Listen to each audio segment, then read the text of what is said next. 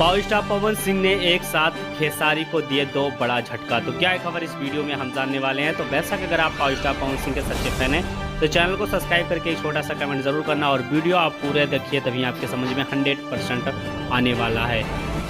सबसे पहले मेरे पिता समान है ये। जो इसको बाउंड्री करने में ही करोड़ों रुपया खर्चा हो चुका है। हो गया है। बेशक पहला जो झटका है कि पावर स्टार पवन सिंह ने 5 बीघा जमीन रोड के साइड में खरीद लिया और उस पर देखा जाए तो भोजपुरी में सबसे बड़ा आलीशान इनका घर बनने जा रहा है। पावर स्टार पवन सिंह का भोजपुरी में सबसे टॉप नंबर 1 का घर बनने वाला है, जिसमें 100 करोड़ इन्वेस्टमेंट हो सकता है।